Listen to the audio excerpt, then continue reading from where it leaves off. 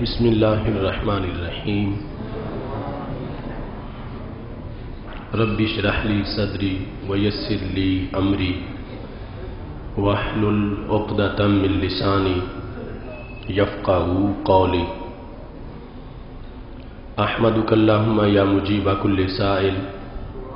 والصلاة والسلام علی من هو افضل الوسائل وعلى آلہ واصحابہ ذوی الفضائل اما بعد فاعوذ باللہ من الشیطان الرجیم بسم اللہ الرحمن الرحیم انما یرید اللہ لیذہب عنکم الرجس اہل البیت ویطہرکم تطہیرا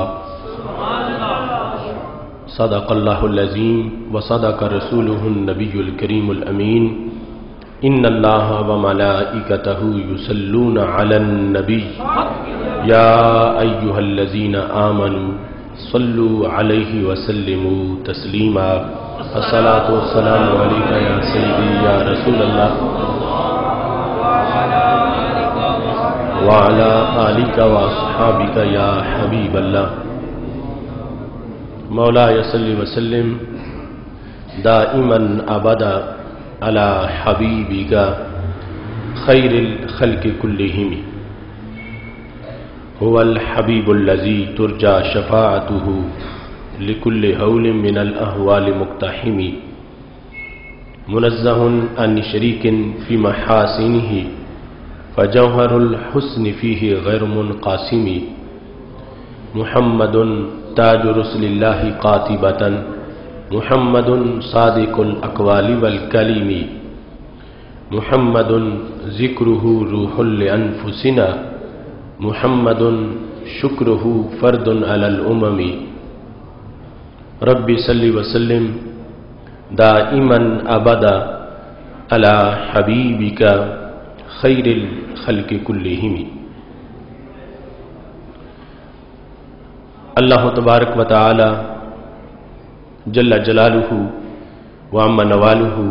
واتم برہانہ وعظم شانہ وجل ذکرہ وعز اسمہ کی حمد و ثنا اور حضور سرور کائنات مفخر موجودات زینت بزم کائنات دستگیر جہاں غم گسار زماں سید سربراں حامی بے کساں قائد المرسلین خاتم النبیین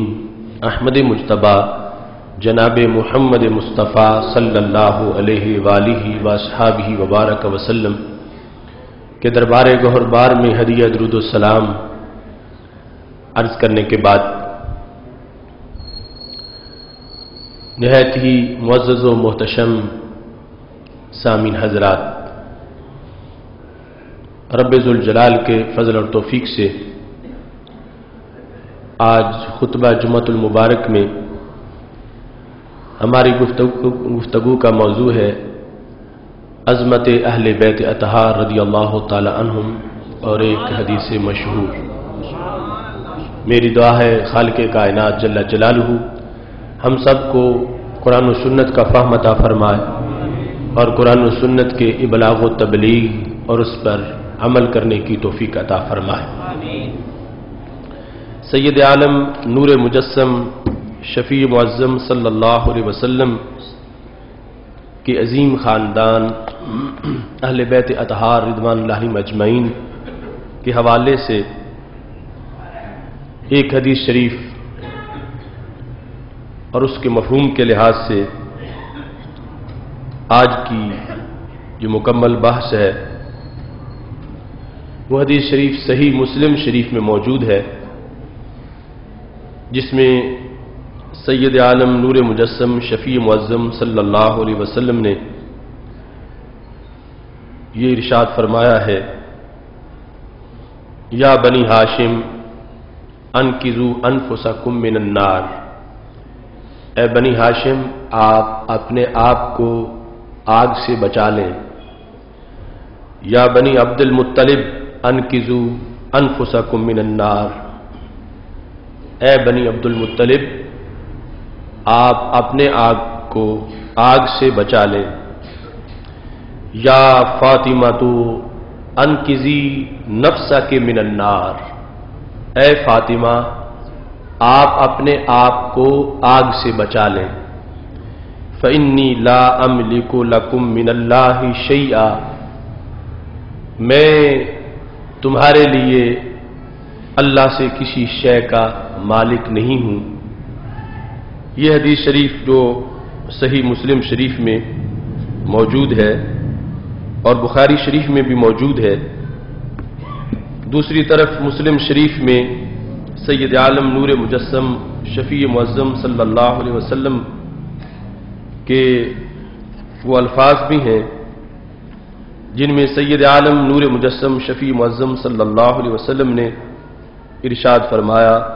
حضرت فاطمہ رضی اللہ تعالی عنہا سے،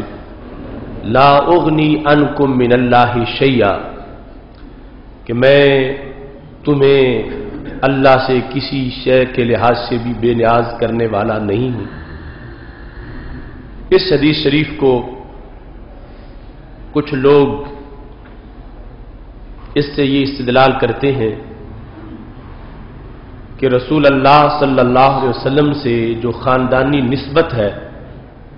اس نسبت کا معاذ اللہ کوئی فائدہ نہیں ہے، اور نبی اکرم صلی اللہ علیہ وسلم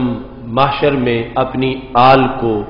کوئی فائدہ نہیں پہنچا سکتے معاذ اللہ۔ اور اس پر پھر آگے انہوں نے حاشیہ چڑھاتے ہوئے یہاں تک اسماعیل دہلوی نے تقویۃ الایمان میں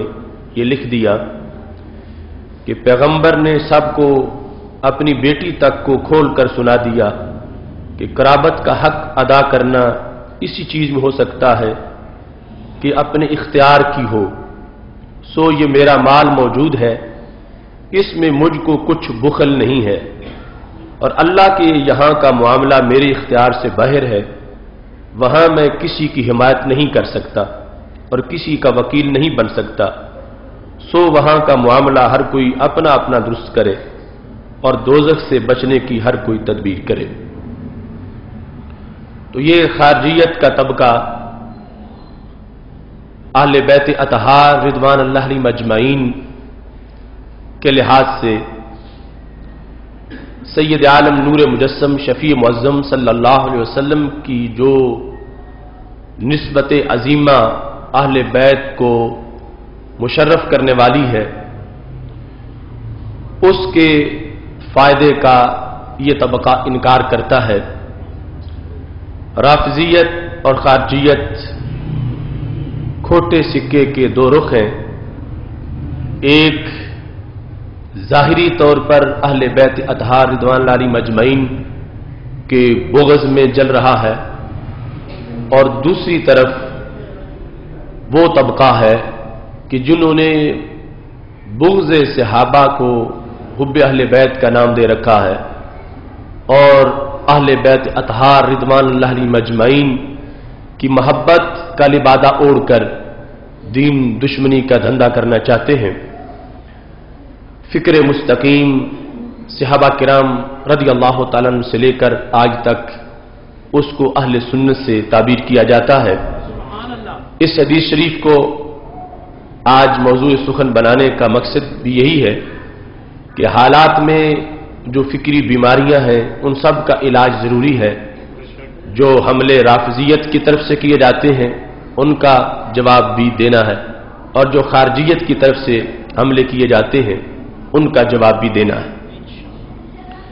اس سلسلہ میں چند ضروری باتیں آپ کے سامنے پیش کرنا چاہتا ہوں کہ سید عالم نور مجسم شفیع معظم صلی اللہ علیہ وسلم سے خاندانی نسبت ہمارا یقین ہے کہ اس میں بہت بڑی عظمت ہے۔ باقی نسب ان کی حیثیت اور ہے، مگر رسول اللہ صلی اللہ علیہ وسلم کا نسب جو ہے اور آپ کے ذریعے سے جن لوگوں کو نسبی عظمت ملی ہے، یقیناً یہ دنیا میں ہی نہیں حشر میں بھی فائدہ دینے والی ہے۔ ہمارے آقا صلی اللہ علیہ وسلم کا فرمان ہے جو کتاب المعرفہ مستدرک للحاکم جلد نمبر 4 اور صفحہ نمبر 119 پر موجود ہے جس کے راوی سیدنا عمر رضی اللہ تعالی عنہ ہیں. وہ کہتے ہیں انی سمعت رسول اللہ صلی اللہ علیہ وسلم، میں نے نبی اکرم صلی اللہ علیہ وسلم کو یہ فرماتے سنا ہے.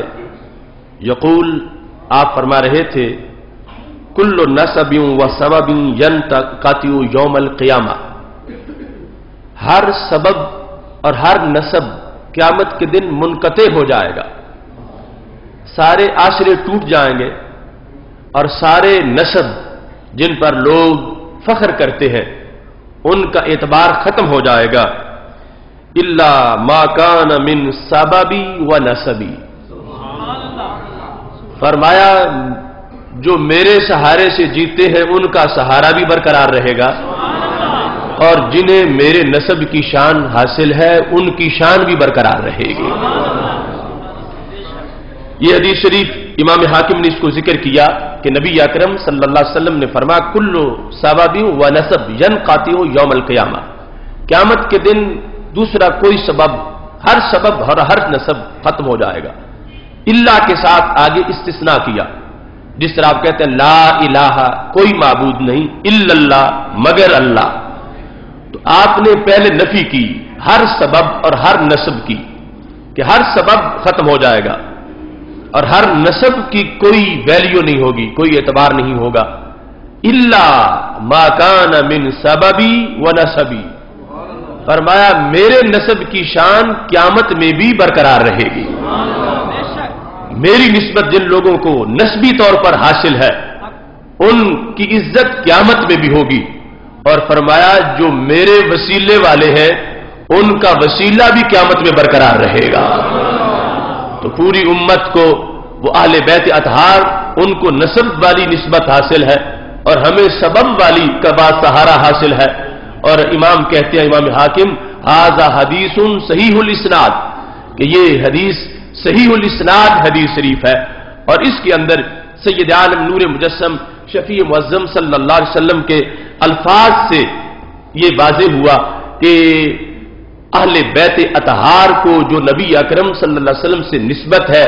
سادات کرام کو جو رسول اللہ صلی اللہ علیہ وسلم سے نسبت ہے، اس نسبت کا فائدہ یقیناً ان کو قیامت کے دن بھی ہوگا. باقی سارے خاندانوں کی حیثیت اور ہے اور خاندان نبوت کی حیثیت اور ہے. یعنی قیامت کے دن کوئی یہ کہے کہ میں گوندل ہوں، میں چیما ہوں، میں چٹھا ہوں، میں مغل ہوں، میں شیخ ہوں، اس وجہ سے مجھے کوئی فائدہ ہو، ان ناموں سے کوئی فائدہ نہیں ہوگا. مگر سید عالم نور مجسم شفیع معظم صلی اللہ علیہ وسلم کا وہ مقدس خاندان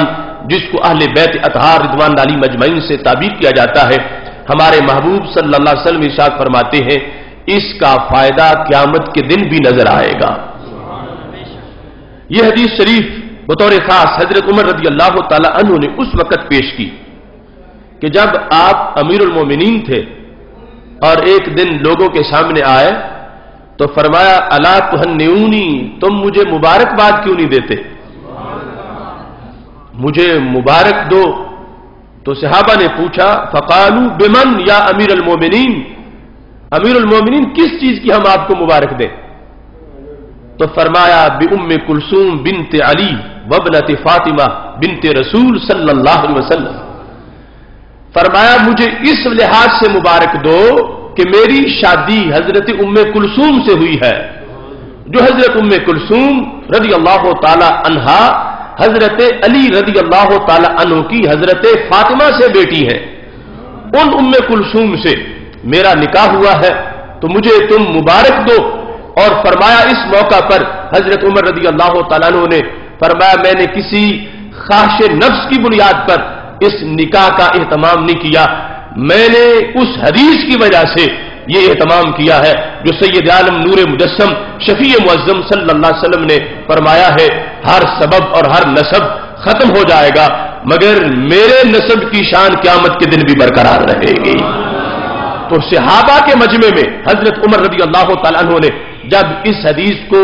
اس نکاح کے پس منظر میں پیش کیا تو کسی نے انکار نہیں کیا کہ یہ حدیث نہیں ہے، کسی نے انکار نہیں کیا کہ یہ استدلال صحیح نہیں ہے. اور جو آج دونوں طبقے ہیں ایک طبقہ رافضیوں کا نکاح کلثوم کو تسلیم نہیں کرتا، جس کا ذکر بخاری شریف میں بھی ہے، جس کا ذکر ان کی کتابوں میں بھی ہے۔ تو حضرت کلثوم جو حضرت علی رضی اللہ تعالی عنہ کی صاحبزادی تھی اور کسی بیوی سے نہیں، حضرت فاطمہ رضی اللہ تعالی عنہا سے وہ صاحبزادی کلثوم، ان کے ساتھ نکاح حضرت عمر رضی اللہ تعالی عنہ کا ہوا، اور انہوں نے اس میں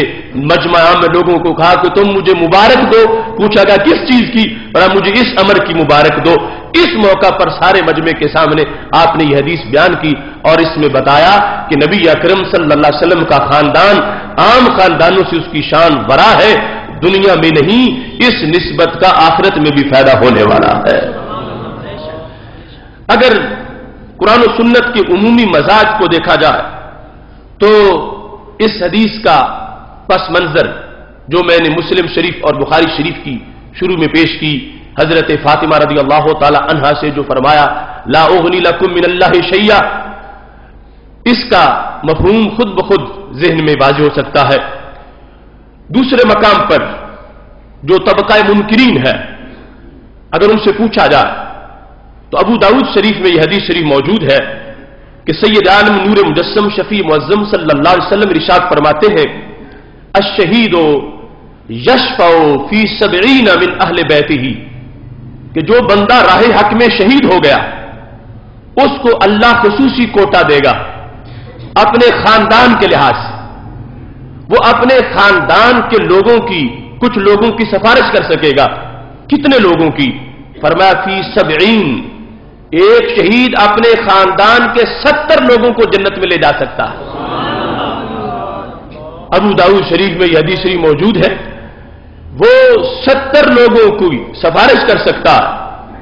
اب شہید کو کوٹا خاندان سے دیا گیا،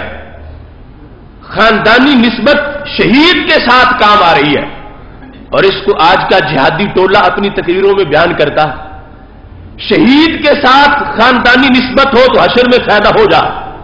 اور جن کا کلمہ پڑھ کے شہید بنا ہے ان سے خاندانی نسبت کے فائدے کا انکار کیا جائے، اگر عقل سلیم ہو تو یہ انکار نہیں ہو سکتا۔ حدیث کا اصل مطلب بیان کرنا پڑے گا کہ محبوب صلی اللہ علیہ وسلم نے کس پس منظر میں یہ الفاظ ارشاد فرمائے ہیں۔ دوسری طرف آپ دیکھتے ہیں مدارس دنیا کے جلسے ہوتے ہیں، یہ ہمارے مخالف فرقے بھی جب دستار فضیلت کرتے ہیں، ختم قرآن ہوتا ہے، تکمیل قرآن کہیں یا ختم قرآن کہیں، وہ علوم دینیا کی اسناد تقسیم کی جا رہی ہو تو اس وقت یہ حدیث شریف ابن ماجہ شریف اور ترمذی شریف کی پیش کی جاتی ہے کہ ہمارے محبوب صلی اللہ علیہ وسلم کا فرمان ہے من قرأ القرآن فاستظہرہ، جس نے قرآن پڑھا اور اس کو اچھی طرح یاد کر لیا، فأحل حلالہ وحرم حرامہ، اس قرآن کے حلال کو حلال جانا اور اس کے حرام کو حرام جانا، تو پھر کیا ہوگا؟ ادخلہ اللہ بہ الجنہ، رب ذوالجلال اس بندے کو جنت میں داخل فرمائے گا، اس وجہ سے کہ وہ پڑھ گیا ہے اور پھر اس پہ عمل کرتا رہا، اس کو جنت میں داخل کرے گا، مگر اس کے ساتھ اس کو کوٹا بھی ملے گا۔ وہ کیا ہے؟ وشفعہ فی عشرۃ من اہل بیتہ، اور اللہ اس کے خاندان میں سے 10 افراد کے بارے میں اس کی سفارش کو قبول فرمائے گا۔ حافظ، عالم، عامل کی سفارش 10 کے بارے میں قبول کی جائے گی، اور ان 10 کو اس کی نسبت کی بنیاد پہ جنت مل جائے گی۔ یہاں پر بھی لفظ اہل بیت ہی، اس حافظ کے جو اہل بیت ہے، اس حافظ کے جو گھر والے، یہ خصوصی طور پر یہ بھی تو ہو سکتا تھا کہ سرکار فرماتے کہ اس کو 10 افراد کا کوٹا مل جائے گا، کوئی 10 لے جائے، شہید کو 70 افراد کا کوٹا مل جائے گا، کوئی 70 افراد جنت میں لے جائے، لیکن یہ نہیں فرمایا اہل بیت میں سے، اپنے خاندان میں سے، شہید اپنے خاندان میں سے 70 افراد جنت میں لے جا سکتا ہے، حافظ اپنے خاندان میں سے 10 افراد کو جنت میں لے جا سکتا ہے۔ تو جس نے اترا ہوا قرآن پڑھا اور کسی عام انسان کا بیٹا تھا اور قرآن کی برکت سے جنتی بنا اور 10 کو جنت لے جانے کی ٹکٹ مل گئی، تو جن کے سینے پہ قرآن اترا ہے اور جن کو رب ذوالجلال نے نبیوں کا بھی سردار بنایا ہے، تو ان کی سفارش کتنی بڑی سفارش ہو۔ उनसे निस्बत खानदानी कितना बड़ा एजाज है और कितनी बड़ी शान है। इस बुनियाद पर अगर मजमूई तौर पर अहादीस को देखा जाए, आयात को देखा जाए, तो फिर ऐसे मकामात हल होते हैं। अब ये तबका खारजियों का जो हर वक्त तकरीरों में ये कह रहा है कि वो अपनी बेटी फातिमा के बारे में कह रहे थे मैं कुछ नहीं दे सकता, तो तुम्हें क्या दे सकते हैं? तो उनकी हदीसें जो अपने जलसों में दूसरे मकाम पर पढ़ते हैं, अगर कोई पूछ ले कि जो ताल्लुक हजरत फातिमा रज़ी अल्लाह ताला अन्हा का हमारे नबी अलैहिस्सलाम के साथ है, जिनको सरकार ने अपने जिगर का टुकड़ा कहा है, उसके मुकाबले में हाफिज के खानदान वालों का जिससे ताल्लुक है, शहीद के खानदान वालों का जिससे ताल्लुक है, ये तो करोड़ों दर्जा अदना ताल्लुक है, नीचे का ताल्लुक है। अगर इस ताल्लुक की बेस पर आम जलसों में बयान करते हो कि इल्मे दीन पढ़ो फायदा होगा हशर में भी, जिहाद के लिए निकलो फायदा होगा हशर में भी, तो अगर सोच सही हो और ईमान सलामत हो तो फिर इसमें कोई कबाहत नहीं है कि सरकार दो आलम नूर मुजस्सम शफी मुअज्जम सल्लल्लाहु अलैहि वसल्लम से जिनको खानदानी निस्बत का एजाज हासिल है, यकीनन ये निस्बत हशर में भी फायदा दिखाने वाली है। और यहां पर जो हाफिज के बारे में है, यहां तो ये अल्फाज भी मौजूद है, फी अशरतिम मिन अहले बैती कुल्लिहिम कद वजबत लहुन्ना, कि वो 10 ऐसे नहीं कि वैसे जन्नती बनने वाले थे, कोई छोटी मोटी रुकावट थी तो हाफिज ने कहा तो जन्नत चले गए, सिफारिश कबूल हो गई। महबूब फरमाते नहीं, अपने अमल की बुनियाद पर वो जहन्नमी करार पा चुके थे। कुल्लिहिम कद वजबत लहुन्नार, अकीदा सही था, क्योंकि काफिर और मुशरिक तो जन्नत में जा ही नहीं सकता। ये जो कोटे हैं ये सारे हैं ईमान वालों के लिहाज, जो बदअमली की वजह से जहन्नम में चले गए। फरमाया जो अपने अमल की बुनियाद पर जहन्नमी करार पाए थे, किसी ने सदी रहना था, किसी ने 2 सदियां रहना था, किसी ने कुछ वक्त जन्नत में रहना था और फिर जाके ईमान की बुनियाद पर निकलना था, लेकिन हाफिज की सिफारिश पर बराह रास्त जन्नत चले जाएंगे। अब इतने लोग जिनके लिए जहन्नम डिक्लेयर हो चुकी थी, फैसला हो चुका था कि ये जहन्नमी है, इसके बाद निस्बत खानदानी काम आ गई। हाफिज बोल उठा और उसके बोलने पर रब ने मान लिया, सिफारिश का कोटा सरकार ने दिया हुआ था, उसकी बुनियाद पर वो निस्बत काम आ गई। और ये हशर के मैदान में पता चला लोगों को कि हमारा एक साथी था, उसके खानदान का एक हाफिज था, वो जहन्नमी कहते हम तो जहन्नम में जल रहे हैं, मगर इसके खानदान का हाफिज इसके काम आ गया है, वो इसको निकाल के जहन्नम से ले गया है। तो इस बुनियाद पर अगर जखीरा हदीस को देखा जाए तो फिर हदीस की शरह सामने आ जाएगी और इसमें कोई ताज्जुब महसूस नहीं होगा कि सैयद आलम नूर मुजस्सम शफी मुअज्जम सल्लल्लाहु अलैहि वसल्लम की निस्बत तो बहुत बड़ी निस्बत है, आपके गुलामों के गुलामों के गुलामों की निस्बत भी हशर में काम आने वाली है। यहां तक कि कंजुल उम्माल के अंदर वह हदीस शरीफ मौजूद है जिसमें हाजी के बारे में नबी अकरम सल्लल्लाहु अलैहि वसल्लम ने यह इरशाद फरमाया, फरमाया अल-हाज्जु युशफ़्फ़अ फी अर्बअ मिआ मिन अहले बैतिही। रसूल अल्लाह सल्लल्लाहु अलैहि वसल्लम इरशाद फरमाते हैं, हाजी की अपने खानदान के 400 अफराद के बारे में सिफारिश कबूल कर ली जाए। 400 अफराद, उसके कहने पर उसको हक दिया जाएगा, वो कहेगा, सिफारिश कबूल हो जाएगी। तो इस बुनियाद पर यह अमर बिल्कुल वाज़ेह है कि सैयद आलम नूर मुजस्सम शफी मुअज्जम सल्लल्लाहु अलैहि वसल्लम के साथ जो निस्बत है, खानदानी निस्बत, ये अहले बैत अतहार और सादात को जो हासिल है, यकीनन ये निस्बत बहुत ज्यादा फायदा देने वाली है। और दूसरे मकाम पर सैयद आलम नूर मुजस्सम शफी मुअज्जम सल्लल्लाहु अलैहि वसल्लम ने यह इरशाद फरमाया है, यह हदीस शरीफ इसी मुस्तदरक लिल हाकिम की जिल्द नंबर 4 के सफा नंबर 132 पर मौजूद है और यह भी सहीहुल इस्नाद हदीस शरीफ है, जिसमें हजरत अनस रज़ियल्लाहु ताला अन्हु रिवायत करते हैं, कहते हैं काल रसूलुल्लाह सल्लल्लाहु अलैहि वसल्लम, नबी अकरम नूर मुजस्सम शफी मुअज्जम सल्लल्लाहु अलैहि वसल्लम ने यह इरशाद फरमाया है, वअदनी रब्बी फी अहले बैती, मेरे रब ने मेरे साथ मेरे अहले बैत के बारे में भी वादा किया हुआ है। वैसे तो पूरी उम्मत सिफारिश की उम्मीदवार है और पूरी उम्मत के लिहाज से भी, نبی اکرم صلی اللہ علیہ وسلم کا فرمان موجود ہے، اور یہاں تک فرمایا کہ جب میں سجدے میں سر رکھوں گا اور رب فرمائے گا ارفع راسک، محبوب سر تو اٹھاؤ، قل تسمع، بولو سنا جائے گا، سل تعطا، مانگو دیا جائے گا، واشفع تشفع، سفارش کرو قبول کی جائے گی۔ تو فرمایا جس کے دل میں رائی جتنا بھی ایمان ہوگا میں اس کو جہنم میں نہیں رہنے دوں گا۔ اس مقام پر یہ خصوصی وعدہ فرمایا، وعدنی ربی فی اہل بیتی، میرے اہل بیت اطہار رضوان اللہ علیہم اجمعین کے بارے میں میرے رب نے مجھ سے وعدہ کیا، من اقر منہم بالتوحید ولی بالبلاغ اللہ یعذبہم، کہ میرے اہل بیت جو رب کے ایک ہونے کو مان رہے ہیں، میری رسالت کو مان رہے ہیں، سرکار فرماتے ہیں میرے رب نے وعدہ کیا ہے کس چیز کا؟ اللہ یعذبہم، کہ رب ان کو عذاب نہیں دے گا، رب ذوالجلال ان کو جہنم میں داخل نہیں کرے گا، خالق کائنات جل جلالہ ان کو عذاب نہیں دے گا۔ اس چیز کا اعلان سید عالم نور مجسم شفیع معظم صلی اللہ علیہ وسلم نے اپنے الفاظ میں خود کیا ہے، اور یہ حدیث شریف بھی صحیح الاسناد ہے۔ اس سلسلہ میں وضاحت کے ساتھ یہ امر دوسرے مقام پر امام سخاوی نے الاستجلاب کے اندر اس کو تفصیل سے بیان کیا ہے کہ سید عالم نور مجسم شفیع معظم صلی اللہ علیہ وسلم کی اس حدیث کی وضاحت اور اس کے جو 3 جواب ہیں، 4 جواب جو میں آخر میں ذکر کروں گا، ان کی وضاحت کے لیے یہ حدیث شریف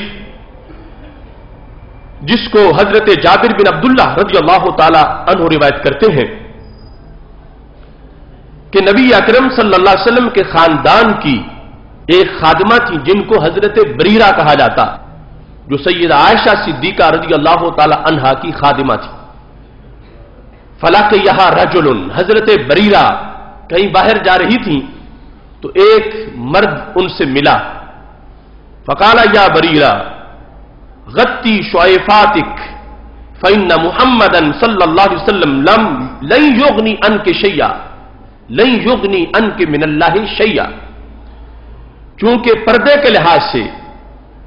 جو حرہ ہے اس کے احکام اور ہے اور جو لونڈی ہے اس کے احکام اور ہے، تو حضرت بریرہ چونکہ ایک لونڈی تھی، ان کے شاید سر سے کہیں چادر اتری تو کسی نے ان سے یہ کہا کہ بریرہ تم اپنا سر ڈھانپو۔ آگے جملہ کیا بولا؟ ان محمدن صلی اللہ علیہ وسلم لن یغنی عنک من اللہ شیئا، کہ تم اس میں نہ رہنا کہ تم اللہ کے رسول صلی اللہ علیہ وسلم کے گھر کی خادمہ ہو اور وہ تمہیں قیامت کو فائدہ دیں گے، ہرگز وہ تمہیں کوئی فائدہ نہیں دیں گے۔ یہ حضرت بریرہ رضی اللہ تعالی عنہا کو کسی نے تانا دیا اور کہا وہ تمہیں کوئی فائدہ معاشر میں نہیں دے سکتے۔ حضرت بریرہ گھر آئی تو بڑی پریشان تھی، کہتی ہیں فأخبرت النبی صلی اللہ علیہ وسلم، انہوں نے نبی اکرم صلی اللہ علیہ وسلم کو بتا دیا کہ مجھے اس طرح کہا گیا ہے۔ فخرج یجر رداءہ، نبی اکرم صلی اللہ علیہ وسلم باہر تشریف لائے، دراحال کے چادر زمین پہ لگ رہی تھی، لوگ بھی میں نے چادر کو کھینچتے ہوئے باہر تشریف لائے، اور صحابہ کرام علیہم رضوان اور جو احادیث کے ماہرین ہیں وہ جن جن مقامات پر یہ لفظ آئے ہیں وہ اس چیز کو واضح کرتے ہیں کہ یہ وہ موقع ہوتا تھا کہ جہاں نبی اکرم صلی اللہ علیہ وسلم بہت جلد کسی بات کا رد کرنا چاہتے تھے یا کوئی آرڈر دینا چاہتے تھے یا اس طرح کی کوئی صورتحال ہوتی تھی۔ اور پھر اس مقام پر یہ بھی ہے کہ آپ کا چہرہ مبارک سرخ تھا، چہرہ سرخ تھا، اور اس انداز میں نبی اکرم صلی اللہ علیہ وسلم باہر تشریف لے آئے، یہاں تک کہ صحابہ نے بھی محسوس کر لیا کہ سرکار غصے میں ہے، اور اس طرح چادر بھی نہیں سنبھالی اور فوراً باہر تشریف لے آئے ہیں۔ صحابہ کہتے ہیں فأخذنا السلاح، ہم نے اسلحہ پکڑ لیا کہ شاید کہیں جنگ کی طرف جانا ہے، اور کسی محاذ پر جانے کے لیے سرکار حکم فرمانا چاہتے ہیں، کہیں ہمارے بھائیوں پر، مسلمانوں پر کوئی ظلم ہو رہا ہے اور سرکار جلدی میں لشکر لے کے جانا چاہتے ہیں، اس بات سے محبوب صلی اللہ علیہ وسلم جلدی سے باہر تشریف لائے ہیں. کہتے ہیں ثم اتینا ہو، ہم اسلحہ لے کے جب سرکار دو عالم صلی اللہ علیہ وسلم کے قریب آئے، فقلنا یا رسول اللہ صلی اللہ علیہ وسلم مرنا بما شئت، محبوب ہم بالکل الرٹ ہیں، آپ حکم فرمائے کہاں جانا ہے، ہم بالکل تیار ہیں، کس طرف جانا ہے. تو نبی اکرم صلی اللہ علیہ وسلم سے صحابہ کرام علیہم رضوان درخواست کرنے لگے، والذی بعثک بالحق نبیا لو امرتنا بامہاتنا وآبائنا واولادنا لمضینا لقولک فیہم، آپ آرڈر تو کریں، ہم ہر بات پوری کریں گے. آپ اگر والذی بعثک بالحق نبیا، اس رب کی ہمیں قسم ہے جس نے آپ کو سچا نبی بنایا ہے، اگر آپ ہمیں ہماری ماؤں کے بارے میں کوئی حکم فرمائے تو پورا کر کے آئیں. اگر ہماری ماؤں کا کوئی معاملہ ایسا آ گیا ہے جس سے آپ کو تکلیف پہنچی ہے اور آپ حکم دیں کہ ہم ان کے سار اتاریں تو محبوب ابھی سار اتار کے آتے ہیں. وہ آبائنا، اور اگر ہمارے باپ دادا کے لحاظ سے کہیں کوئی تکلیف پہنچی ہے تو آپ حکم دیں ہم ان کے سار اتار کے آتے ہیں. وہ اولادنا، اور اگر ہماری اولاد کی وجہ سے کوئی کوفت آپ کو پہنچی ہے تو ہم ان کا صفایا کر کے آ جاتے ہیں. آپ کا قول، آپ کا فرمان ہم پورا کر کے آئیں گے. ثم صعد المنبر صلی اللہ علیہ وسلم، تو نبی اکرم صلی اللہ علیہ وسلم نے صحابہ کرام رضی اللہ تعالیٰ عنہ کو کوئی حکم نہیں دیا کہ فلاں محاذ پہ جاؤ یا فلاں بندے نے مجھے گالی دی ہے اس کو جا کے مارو، ایسا کوئی حکم نہیں فرمایا اور منبر پہ جلوہ گر ہو گئے. فحمد اللہ عز وجل واثنى علیہ، منبر پہ بیٹھ کے حمد و ثنا کی. اور یہ ایک ہنگامی جلسہ تھا، خطبہ جمعہ نہیں تھا اور روٹین کے جو ترتیب وار پروگرام تھے ان میں سے بھی نہیں تھا. یہ فوراً رسول اللہ صلی اللہ علیہ وسلم نے جو حضرت بریرہ کو کہا گیا تھا کہ تجھے نبی قیامت کے دن فائدہ نہیں دیں گے، اس تانے پر جو رد عمل تھا نبی اکرم نور مجسم شفیع معظم صلی اللہ علیہ وسلم نے منبر پہ جلوہ گر ہونے کے بعد خطبہ پڑھا. اور یہ سعادت ہے کہ ہمیں اس امت کی شان ہے کہ سند سے باتیں آگے پہنچی ہیں. جو اس وقت ہنگامی طور پر خطبہ رسول اللہ صلی اللہ علیہ وسلم نے ارشاد فرمایا تھا، وہی خطبہ آج خطبہ جمعۃ المبارک میں ہمارا بھی موضوع بنا ہوا ہے. میرے محبوب صلی اللہ علیہ وسلم نے مجمع میں وہ گفتگو کی، اور یہ کتابیں تو ساری چھپی ہوئی ہیں، مگر قسمت کسی کسی کی ہے کہ جو ان چیزوں کو منبر پہ بیان کرے. جنہوں نے روزانہ ثابت یہ کرنا ہے کہ نبی کوئی فائدہ نہیں دے سکتے، وہ اپنی موت اختیار کریں جو یہ چیزیں بیان کرے. اب وہ خطبہ رسول صلی اللہ علیہ وسلم نبی اکرم نور مجسم شفیع معظم صلی اللہ علیہ وسلم نے صحابہ کرام علیہم رضوان میں جلوہ گر ہونے کے بعد فرمایا، من آنا، بتاؤ میں کون ہوں،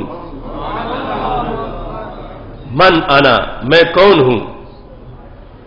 فقلنا انت رسول اللہ صلی اللہ علیہ وسلم، ہم نے کہا آپ اللہ کے رسول صلی اللہ علیہ وسلم ہیں. چونکہ راوی حضرت جابر رضی اللہ تعالی عنہ ہے اور حدیث شریف کے الفاظ میں جو اس شکایت کا ذکر ہے وہ بھی حضرت جابر کے حوالے سے ہے کہ جابر سن رہے تھے کہ حضرت بریرہ کو کسی نے کہا، اور حضرت جابر رضی اللہ تعالی عنہ نے نبی اکرم صلی اللہ علیہ وسلم کو خبر دی. رسول اللہ صلی اللہ علیہ وسلم منبر پہ جلوہ گر ہوئے، فرمایا من انا، میں کون ہوں. صحابہ نے کہا انت رسول اللہ صلی اللہ علیہ وسلم، آپ اللہ کے رسول صلی اللہ علیہ وسلم ہیں. قال نعم ولکن من انا، میں رسول ہوں لیکن بتاؤ میں کون ہوں. انداز کیسا عجیب ہے، یعنی جواب کو مسترد نہیں کیا کہ جواب تم نے صحیح دیا. انہوں نے کہا انت رسول اللہ، آپ اللہ کے رسول صلی اللہ علیہ وسلم ہیں. فرمایا ہاں لیکن بتاؤ میں کون ہوں. وہی سوال پھر دوہرا دیا کہ جواب تمہارا ٹھیک ہے مگر میں کچھ اور بھی پوچھنا چاہتا ہوں. فرمایا من انا, میں کون ہوں؟ صحابہ نے کہا انت رسول اللہ صلی اللہ علیہ وسلم, آپ اللہ کے رسول صلی اللہ علیہ وسلم ہیں. فرمایا نام ہاں میں رسول ہوں, لیکن من انا, لیکن میں کون ہوں؟ دوبارہ یہ فرمایا لیکن کے ساتھ, میں کون ہوں؟ تو صحابہ کرام رضی اللہ تعالی عنہ کہتے ہیں قلنا, ہم نے کہا. اب جو جامع ترمذی کی حدیث میں نے پہلے متعدد موضوعات میں اہل بیت اطہار کی شان میں وہ بیان کی کہ نبی اکرم صلی اللہ علیہ وسلم ممبر پہ بیٹھے اور پوچھا من انا, صحابہ نے کہا انت رسول اللہ صلی اللہ علیہ وسلم. آپ نے پھر فرمایا من انا, صحابہ نے پھر فرمایا انت رسول اللہ صلی اللہ علیہ وسلم. متعدد بار سوال کرنے کے بعد سرکار نے پھر خود فرمایا انا محمد ابن عبداللہ ابن عبد المطلب, کہ میں محمد صلی اللہ علیہ وسلم ہوں. میرے ابا جان حضرت عبداللہ رضی اللہ تعالیٰ عنہ ہیں, میرے دادا جان حضرت عبد المطلب رضی اللہ تعالیٰ عنہ ہیں. اس کے بعد فرمایا رب نے مخلوق کو پیدا کیا, مجھے خیر خلق میں رکھا, پھر خیر خلق کے 2 طبقے بنائے, مجھے بہتر طبقے میں رکھا, پھر بہتر طبقے کے قبیلے بنائے, مجھے شان والے قبیلے میں رکھا, پھر شان والے قبیلے کے گھر بنائے, مجھے شان والا گھر عطا فرمایا. انا خیرکم بیتا و خیرکم نفسا, میری ذات تو ذات رہی, میرے گھر جیسا کسی کا گھر بھی نہیں ہے.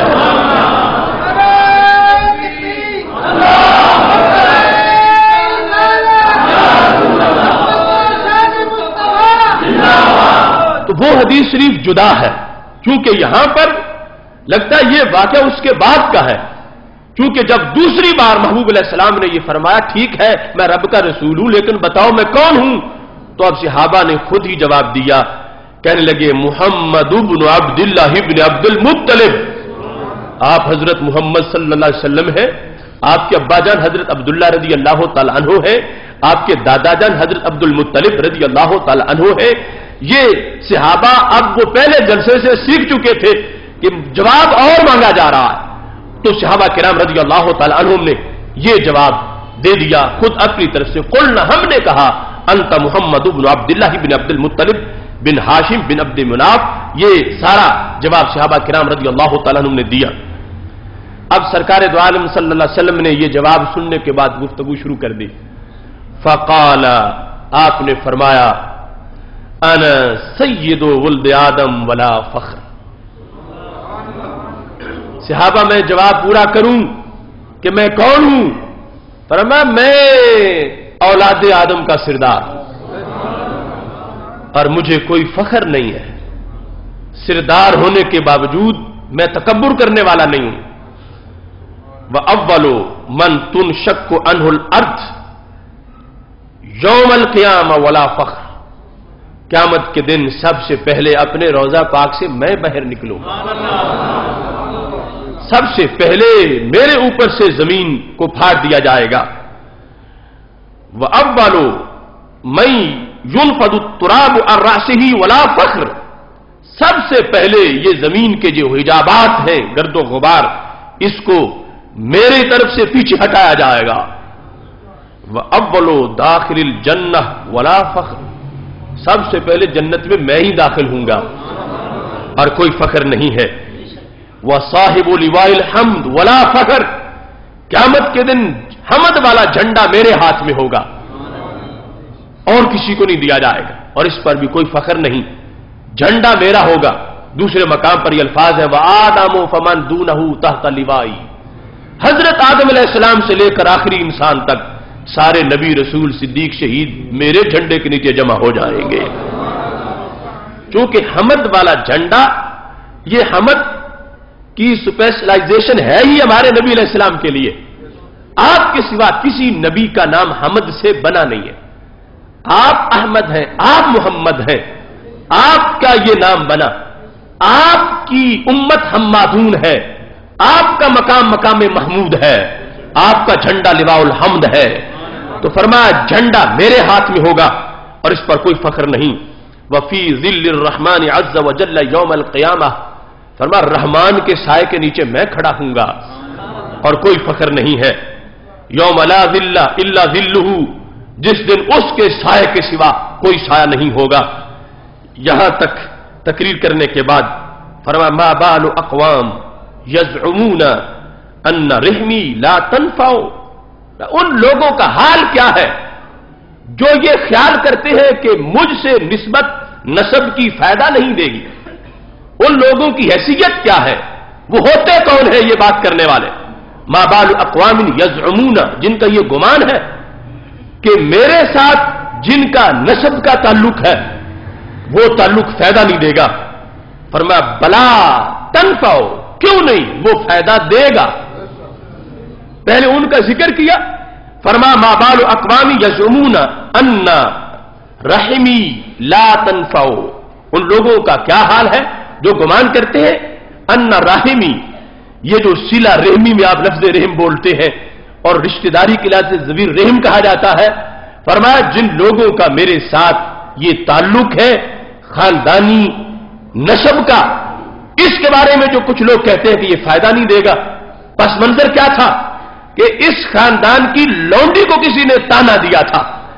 کہ تم سمجھتی ہو کہ قیامت کے دن جس خاندان کی لونڈی ہو وہ سردار مجھے فائدہ دیں گے اور فائدہ نہیں دیں گے. تو سرکار نے فوراً جیسا منعقد کیا اور فرمایا ان لوگوں کا کیا حال ہے. چونکہ یہ جو شریعت مطہرہ میں قانون ہے غلامی کے لحاظ سے، جب کوئی کسی غلام کو آزاد کرے تو یہ ایک خصوصی تعلق بن جاتا، جس کی بنیاد پر وہ آزاد شدہ فوت ہوگا تو اس کا ورثہ آزاد کرنے والے کو مل جائے گا. الولاء لوما کلومت النسب، پر جیسے نسب سے رشتہ داری بن جاتی ہے ایسے ولا کی بنیاد پر بھی رشتہ داری بن جاتی ہے.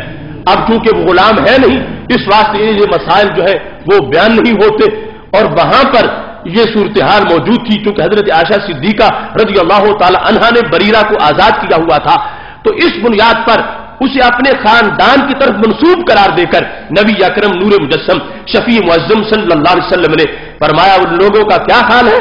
جو یہ کہتے ہیں کہ میرے ساتھ نسبت کوئی فائدہ نہیں دے گی اور خاندانی نسبت کام نہیں آئے گی. بلا کیوں نہیں، تنفع، فرمایا یہ نسبت قیامت کے دن بھی فائدہ دے گی اور کام آئے گی. یہاں تک ہم محبوب صلی اللہ علیہ وسلم نے گفتگو کرتے ہوئے جملہ بول دیا حتی تبلغ ہا و حکم، یہاں تک یہ فائدہ تو ہا تک پہنچے گا. ہا، یہ ہا خا جو بولے جاتے ہیں حروف، لیکن اس کے آخر میں حمزہ بھی ہے. ہا تک یہ فائدہ جائے گا اور حکم تک بھی فائدہ جائے گا. وہاں تک فائدہ ہوگا تو قریب والوں کو فائدہ کیوں نہیں ہوگا. اب ہا اور حکم کا معنی جب تلاش کیا گیا تو یہ یمن کے دو قبیلے ہیں، یمن کے دو خاندان ہیں اور ان کا دور کا تعلق خاندان نبوت سے ہے. تو نبی اکرم نور مجسم شفیع معظم صلی اللہ علیہ وسلم نے فرمایا انکار کرنے والے یہاں کا انکار کر رہے ہیں، قیامت کے دن تو یہ فائدہ یمن والوں تک بھی پہنچ جائے گا. ہاں اور حکم جو قبیلے ہیں ان تک یہ نسبت کی وجہ سے جو فائدہ ہے، سبب کا تو ساری امت کو فائدہ ہے، یہ جو نسبت خاندانی کی بنیاد پر فائدہ ہے. تو نبی اکرم نور مجسم شفیع معظم صلی اللہ علیہ وسلم نے ارشاد فرمایا ہاں اور حکم تک یہ فائدہ پہنچے گا. وَإِنِّي لَأَشْفَعُ فَأُشَفَّعُ، فرمایا بالیقین میں سفارش کروں گا، بالیقین میں سفارش کروں گا. اور آگے دوسری غیب کی خبر بھی دی فَأُشَفَّعُ، فرمایا میری سفارش قبول بھی کی جائے گی. یعنی محشر کے دن کے بارے میں اطمینان کے ساتھ سکون کے ساتھ وہ اور ہیں کہ جن کے ہوش جڑے ہوں گے حشر میں. سرکار فرماتے ہیں اشفعُ، میں کروں گا سفارش، فَأُشَفَّعُ، اور میری سفارش کو قبول بھی کیا جائے گا. رب نے مجھ سے وعدہ کیا ہوا ہے میری سفارش کو قبول کیا جائے گا. اشفعُ لہو حتی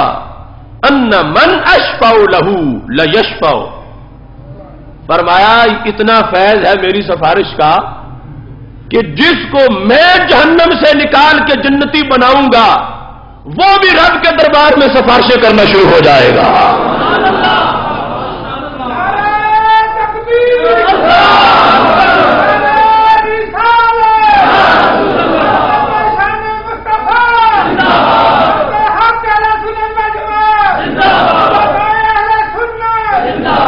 یعنی اب مضمون تو آگے ہوگا نا ساری امت کے لحاظ سے. وہ جو اہل بیت اطہار کی نسبت والی بات تھی وہ تو شروع میں جواب آ گیا. اشفاؤ فاشفاؤ، میں سفارش کروں گا اور سفارش میری قبول کی جائے گی. یہ یقین کے ساتھ خود خبر بھی غیب کی دے دی، حشر کا فیصلہ خود سنا دیا. میری سفارش وہ مسترد نہیں ہوگی، میری سفارش قبول کی جائے گی. اور آگے مجمع عام میں بات کو اچھی طرح رد کرنے کے لحاظ سے، اور اب میری سفارش تو میری سفارش رہی، یہاں تک کہ جن کو میں جہنم سے نکال کے جنتی بناؤں گا وہ بھی اتنے عظیم بن جائیں گے، وہ بھی رب کے دربار میں سفارشیں کرنا شروع کر دیں گے.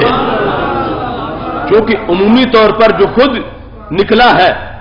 جہنم سے یہی ہے کہ بڑا گھبرایا ہوا ہوگا اور سمجھے گا میں تو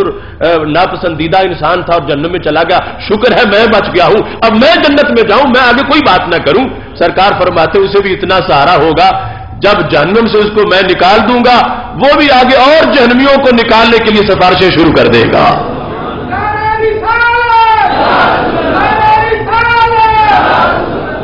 اور اس پر پھر غیب کی خبر دی. فرمایا لیشفع، وہ سفارش کرے گا تو پھر کیا ہوگا؟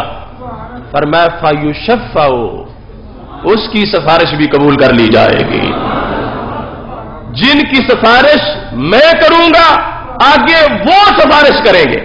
اور جن کی سفارش وہ کریں گے. فرمایا یہ میرے آزاد کردہ جہنم سے جو جنت کی طرف جا رہے ہوں گے اتنے رب کی رحمت کے امیدوار مزید بن چکے ہیں کہ وہ اور جہنمیوں کے لیے جن کے ساتھ یہ جہنم میں رہے ان کے لیے سفارش کریں گے. تو رب ذوالجلال یہ نہیں فرمائے گا تم خود جہنمی تھے، شکر کرو تمہیں محبوب کے کہنے پہ نکال دیا ہے، آگے مجھ سے باتیں مت کرو. فرمایا یہ بھی اتنے پسندیدہ ہے میری نسبت کی بنیاد پر، یعنی جو نسبت سبب والی جن کو میسر ہے کہ یہ جس وقت سفارش کریں گے فیشفع، اللہ ان کو بھی دھتکارے گا نہیں، ان کی بات کو بھی قبول فرما لے گا.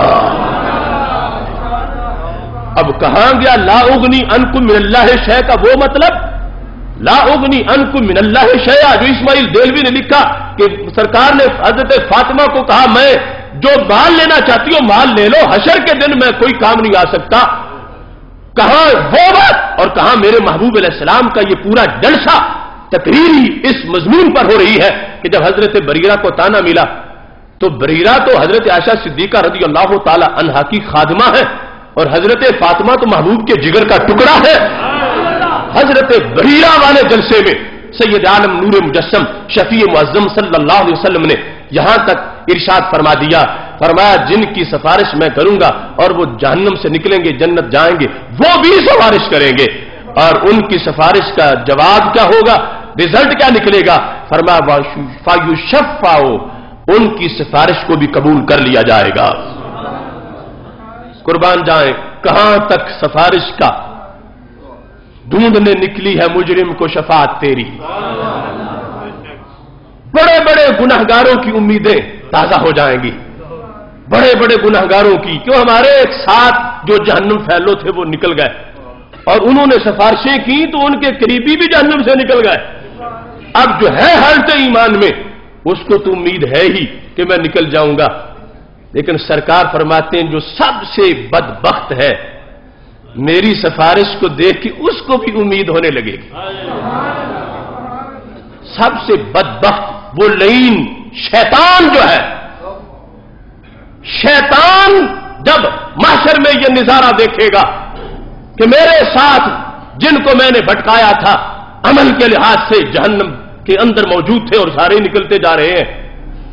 اس کا بھی جی کرے گا کاش کہ رسول عربی میری بھی سفارش کر دے. یہ الفاظ میں کچھ زیب داستان کے لیے تمہارے سامنے پیش نہیں کر رہا. میرے محبوب فرماتے حتی ان ابلیس، جب محشر میں میری سفارش کا جھنڈا لہرائے گا یہاں تک کہ ابلیس کو بھی رال ٹپک پڑے گی کہ کاش میرا بھی نام لے لے. تو کتنے وہ ہیں شیطانیت میں آگے بڑھے ہوئے جو آج سرکار کی اس عہدے کا انکار کرے، وہاں تو ابلیس کو بھی امید ہونے لگے گی کہ کاش میرا بھی نام لے اور مجھے بھی جہنم سے نکال کے لے جائے. شیطان بھی یہ کہنا شروع کر دے گا لا یتطاولوا طمعا فی الشفاعت، शफात के लालच में वो भी अंगड़ाइयां लेना शुरू कर देगा, शफात के लालच में कि वो भी करवटें बदलेगा, शायद मेरी बारी भी आ जाए, शायद मेरा भी नाम ले, मुझे भी निकाले, लेकिन उसका नाम कोई नहीं लेगा। तो सैयद आलम नूर मुजस्सम शफी मुअज्जम सल्लल्लाहु अलैहि वसल्लम ने ये जो कुछ बयान किया, ये सिर्फ हमारे सीने ही मानते हैं, हमारी जुबानी बयान कर सकती है, दूसरे तो माशर की कोई खबर मानने को तैयार नहीं, कल की खबर मानने को तैयार नहीं कि रब अल्लाह के पैगंबर को पता नहीं कल में क्या होता है। कुछ कहते माज़अल्लाह उनको अपना पता नहीं मेरा क़यामत में क्या बनेगा। तो सरकार तो फरमाते हैं कि जिनकी मैं सिफारिश करूंगा उनकी सिफारिश भी रब कबूल फरमा लेगा। मेरे इमाम मुजद्दिद दीन व मिल्लत इमाम अहले सुन्नत हजरत इमाम अहमद रिजा खां फाज़िल बरेलवी रहमतुल्लाह अलैह ने इसलिए फरमाया था, सुनते हैं कि माशर में सिर्फ उनकी रसाई है, उनकी रसाई है। अब इस जरिए से आगे जरिए बनते जाएंगे, लेकिन जो आज इस चीज को मानते ही नहीं है और हदीस का यह मतलब बयान कर रहा है कि वो कह रहे हैं कि मैं किसी के काम नहीं आऊंगा, फातिमा मैं तेरे काम भी नहीं आऊंगा, दूर वाले तो दूर रह गए। तो ये आज अपनी सोच का इलाज करे, वहां तो सिफारिश का ऐसा दौर चलेगा और ऐसा दौर दौरा होगा कि इब्लीस को भी उम्मीद होना शुरू हो जाएगी कि काश मेरे लिए भी महबूब अल्लाह के महबूब सल्लल्लाहु अलैहि वसल्लम मेरा भी नाम ले ले। इस बुनियाद पर सैयद आलम नूर मुजस्सम शफी मुअज्जम सल्लल्लाहु अलैहि वसल्लम ने यहां पर बला तनफाओ, क्यों नहीं मेरी निस्बत नसब की निस्बत क़यामत के दिन काम आने वाली है। सबब के लिहाज से भी फरमाया हर सबब खत्म हो जाएगा, मेरे वाला सबब जिन लोगों का है उनका सबब आसरा बरकरार रहेगा। इस बुनियाद पर वो जो हदीस सही मुस्लिम सही बुखारी है उसका वो मफहूम बयान करना चाहिए जो ना कुरान से मुतसादिम हो और ना ही नबी अलैहिस्सलाम के फरमान से मुतसादिम हो। इस सिलसिला में एक जवाब मुजद्दिद दीन व मिल्लत इमाम अहले सुन्नत हजरत इमाम अहमद रिजा खां फाज़िल बरेलवी रहमतुल्लाह अलैह ने फतावा रिज़विया में दिया। ये देखो फतावा रिज़विया की 23वीं जिल्द इमाम अहमद रिजा खां फाज़िल बरेलवी रहमतुल्लाह अलैह की एक पूरी किताब इस सिलसिला में है जो उन्होंने अपने फतावा में जिसके अंदर जिसकी सारी तफसीलात को बयान किया। और वो किताब नसब की अजमत के बारे में है कि फाजिल नसब अच्छे नसब के फवायद क्या है और अहले बैत अतहार के खानदान की अजमत क्या है। इसके अंदर आपने ये हदीस बाकायदा लिखकर इसका जवाब दिया कि ला उगनी अनकुम मिनल्लाहि शैआ में नफी इगनाए जाती है न कि माज़अल्लाह सल्बे इगनाए अताई कि हदीस मुतवातरा शफात के बारे में मौजूद है और इजमाए अहले सुन्नत भी इस सिलसिले में मौजूद है। और अगर नफी मानेंगे इगनाए जाती की तो हदीस मुतवातर का इनकार होगा और इजमा का इनकार होगा। ये चूंकि इल्मी इस्तिलाह है तो मैं इसको आसान लफ्जों में तुम्हारे सामने बयान करता हूं। तो फरमाया जो रसूल अल्लाह सल्लल्लाहु अलैहि वसल्लम का फरमान है ला उगनी अनकुम मिनल्लाहि शैआ कि मैं तुझे कोई फायदा नहीं दे सकूंगा। नफी किस चीज की फरमाया मैं अपनी जात के लिहाज से रब के दिए बगैर मैं तुम्हें कोई फायदा नहीं दे सकता। और जो फायदा दीगर हदीसों में साबित हो रहा है वो रब के अता से फायदा साबित हो रहा है। इस वास्ते नफी इगनाए जाती की है,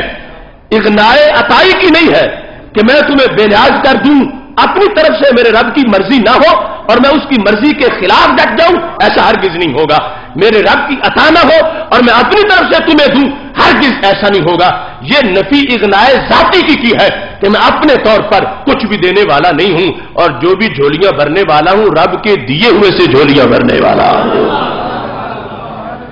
इस बुनियाद पर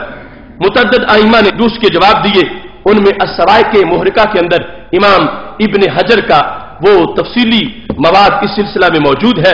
जिसमें उन्होंने इस चीज को वाज़ेह किया कि इस हदीस शरीफ के मुतअद्दिद जवाबात हैं और उनकी रोशनी में ही हदीस को समझा जा सकता है, वरना यह हदीस मुखालिफ हो जाएगी इजमा के और नुसूस कुरान के खिलाफ बनेगी।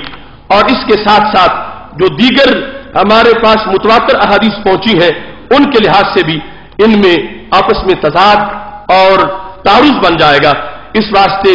इमाम सखावी इस्तिजलाब इर्तिकाल गुर्फ के अंदर उन्होंने इसकी वजाहत की और वजाहत करते हुए اس کے متعدد جواب انہوں نے بھی ارشاد فرمائے۔ اس سلسلہ میں امام سخاوی کے جو جوابات ہیں وہ اس کتاب کے صفحہ نمبر 95 پر موجود ہے۔ چونکہ ہمارے ائمہ کی یہ شروع سے کوشش رہی ہے کہ جہاں سے کوئی کچی سوچ نکل سکتی ہے انہوں نے پہلے دروازے بند کیے ہیں اور جواب دیے ہیں، تاکہ بعد میں جو پڑھ سکیں تو ان کو ہمارا تحفہ جو ہماری محنتوں سے تیار ہے وہ ان کو آسانی سے میسر ہو جائے۔ تو اس سلسلہ میں پہلا جواب انہوں نے یہ دیا، فَإِنَّهُ صلی اللہ علیہ وسلم لا يملك لأحد من الله شيئا ولا نفعا ولا ضرا لكن الله عز وجل يملكه نفع اقاربه وامته بالشفاعة۔ فرمایا وہی جواب جو اعلی حضرت نے دیا ہے کہ رسول اللہ صلی اللہ علیہ وسلم اپنے طور پر نہیں مالک کہ کسی کو فائدہ دیں، نہ اپنی آل کو نہ اپنی امت کو، لیکن لاکن اللہ عز وجل، لیکن اللہ عز وجل یملکہ، آپ کو مالک بنانے والا ہے،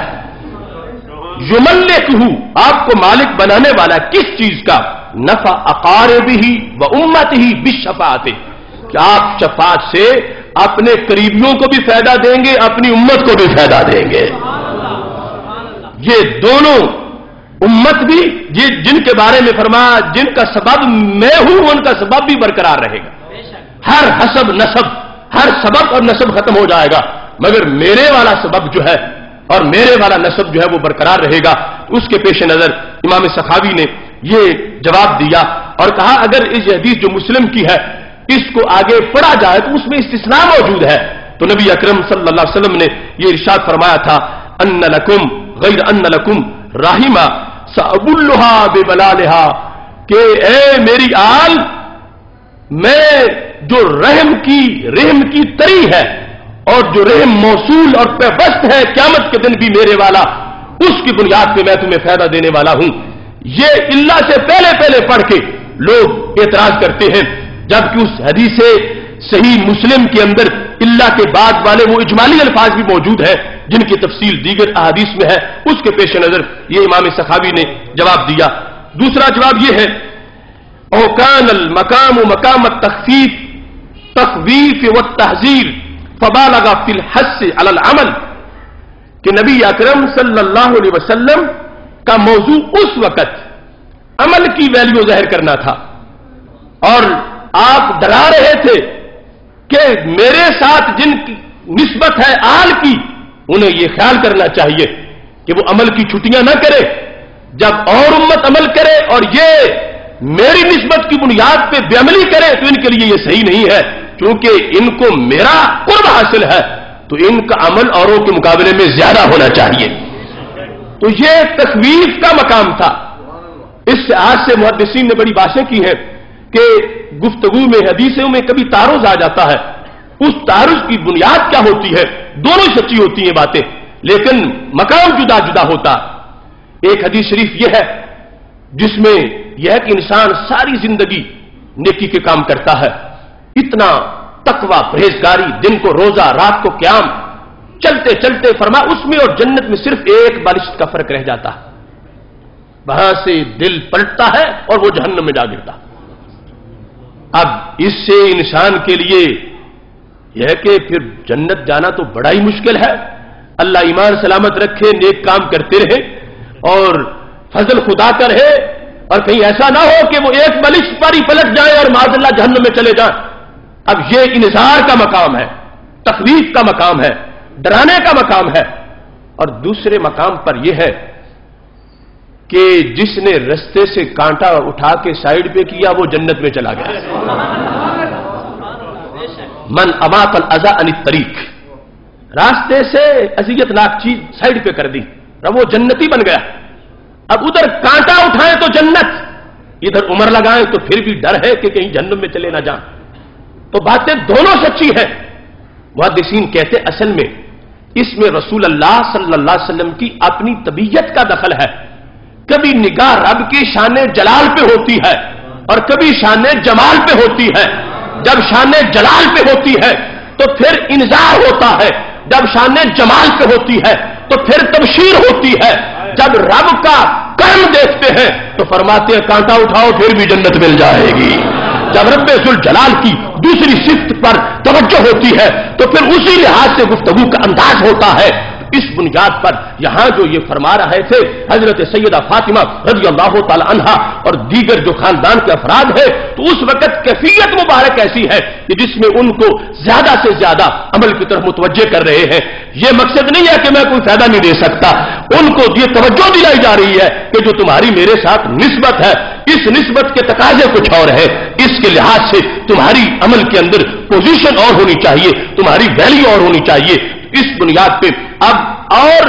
सूरत हाल थी जिसमें मजीद अजमतों का इजहार था, मगर जब सोच मरीज हो जाए तो नतीजे भी मरीज ही निकलते हैं। लोगों ने यह नतीजा निकालना शुरू कर दिया कि वो तो कोई फायदा नहीं, वो फायदे नहीं दे सकते। महबूब सल्लल्लाहु अलैहि वसल्लम का मकसद ये था कि मेरी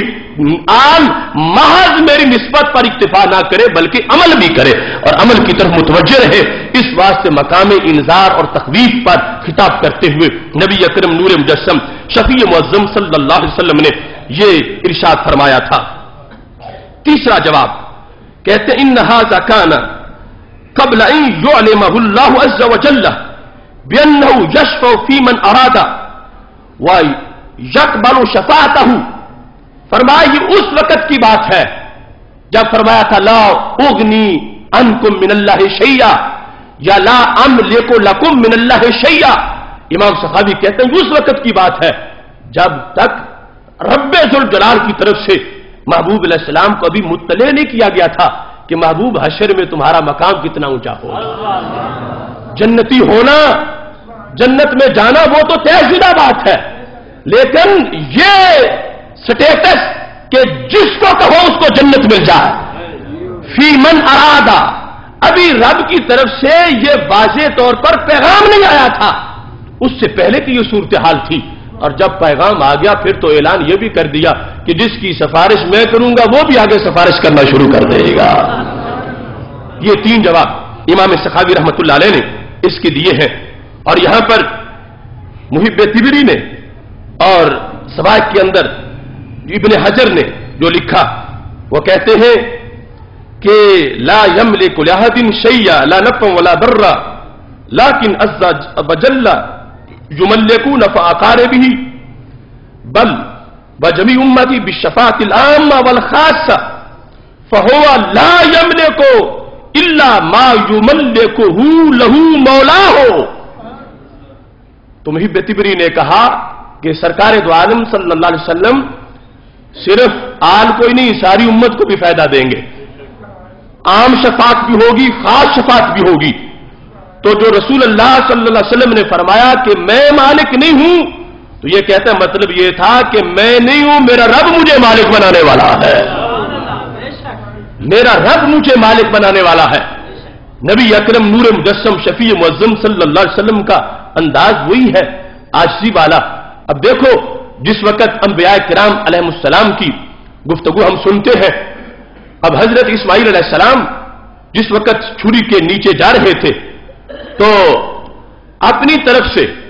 उन्होंने मुकम्मल सब्र का कहा सतजिदुनी इंशाअल्लाहु मिनस साबिरीन, आप मुझे इंशाअल्लाह सब्र करने वालों में से पाएंगे। अब इंशाअल्लाह का इतलाक ऐसा नहीं था कि जिस तरह आज कुछ लोग अपने अंदाज में कहते हैं। इंशाअल्लाह एक होता बरकत के लिए पढ़ना, और आज कुछ लोग इस बुनियाद पे कहना शुरू कर देते हैं कि जब मैं काम नहीं करूंगा तो कहूंगा रब ने चाहा ही नहीं इसलिए मैंने नहीं किया। बरकत के लिए उसको साथ जिक्र करना चाहिए, और हलफ में तो इंशाअल्लाह बोला नहीं जाता कि हलफ बात पक्की करनी होती है, इंशाअल्लाह कह दे तो हलफ नहीं होता। अब यहां पर हजरत इस्माइल अलैहिस्सलाम का दिल पक्का है जो कुछ भी हो जाएगा मैं जुम्बश नहीं करूंगा, लेकिन इसके बावजूद कहते हैं अल्लाह ने चाहा सताजिदुनी इंशाअल्लाहु मिनस साबिरीन, अल्लाह ने चाहा तो मैं सब्र करने वालों में से हूंगा। तो मुहद्दिसीन मुफस्सिरीन कहते हैं असल में वो इस नुक्ते को बयान करना चाहते थे कि कहीं मुझ में तकब्बुर ना आ जाए। मैं ये वाज़ेह करना चाहता हूं छुरी के नीचे भी जो सब्र करूंगा तो खुद नहीं रब के देने से सब्र करूंगा, रब की अता से सब्र करूंगा। یہ میری حیثیت کیا کہ میں خود صبر کروں، میں اللہ کی عطا سے صبر کرنے والا ہوں۔ تو یہ نہیں تھا کہ صبر کرنے کی صلاحیت نہیں تھی، صبر کرنے کی طاقت نہیں تھی، یہ سب کچھ تھا، لیکن ان کا کمال یہ ہے کہ وہ ان امور کو بھی اپنے رب کی طرف منسوب کرتے ہیں کہ میرا رب ہی مجھے یہ توفیق دینے والا ہے، میرا رب ہی مجھے یہ صلاحیت دینے والا ہے۔ تو اس نقطہ نظر پر محبوب صلی اللہ علیہ وسلم چونکہ دیکھ رہے ہیں معاشر میں کہ ہر طرف میری شفاعت کے جھنڈے لہرا رہے ہوں گے، تو دنیا میں مجھے ماننے والے مجھے مستقل بذات نہ مان جائیں، میرے رب کو چھوڑ کے میرا طرف اس طرح کوئی دھیان نہ کرے کہ رب کی مرضی نہ ہو پھر بھی میں کام کر لوں گا، پر میں مالک نہیں ہوں، جو بھی دینے والا ہے میرا رب مجھے دینے والا ہے۔ وہ رب ذوالجلال کے لحاظ سے کہ توجہ خالق و مخلوق کے لحاظ سے جو بندوں کی تعلق رب ذوالجلال کی طرف ہے اس میں کمی نہ ہونے پائے، اور وہ یہ سمجھے کہ اسی نے ہمارے محبوب صلی اللہ علیہ وسلم کو اختیار دیا ہوا ہے اور وہی اقتدار دینے والا ہے۔ اس بنیاد پر سید عالم نور مجسم شفیع معظم صلی اللہ علیہ وسلم نے فرمایا، اور یہ محب طبری اور ابن حجر کہتے ہیں کہ نہیں مالک مگر اس چیز کی جس کا رب نے ان کو مالک بنایا ہے۔ اس کا اندازہ اس عبارت میں بھی موجود ہے اور دوسری جگہ قرآن مجید کے الفاظ میں بھی موجود ہے، قل لا املک لنفسی نفعا ولا ضرا الا ما شاء اللہ۔ میں مالک نہیں، میں مالک نہیں، لوگ اتنے ہی پڑھتے رہتے ہیں میں مالک نہیں، نفع نقصان کا میں مالک نہیں۔ اب اللہ بھی تو قرآن کا حصہ، اور اللہ کے بعد جو کچھ ہے ہم اس سے 1 انچ نہ آگے ہیں نہ پیچھے ہیں، الا ما شاء اللہ، مگر جو رب نے چاہا۔ اب کس کے پاس رسی ہے تو رب کی چاہت کے گرد جا کے دائرہ بنا ہے کہ اتنا رب چاہے گا اتنا دیں گے، اتنا نہیں دیں گے، تو فرمایا میں مالک نہیں ہوں مگر اس کا میں مالک ہوں۔ یہ اللہ کا قانون ہے کہ جس لفظ سے کے بعد آیا ہے ترجمے میں جس چیز کی نفی ہوگی اسی کا بعد میں اس بات ہوگا۔ جب پہلے یہ ہے کہ میں مالک نہیں ہوں نفع و نقصان کا الا مگر میں مالک ہوں، وہ جس کی نفی تھی اس کا اس بات ہوگا، الا ما شاء اللہ، مگر جو رب چاہے اس کا میں مالک ہوں۔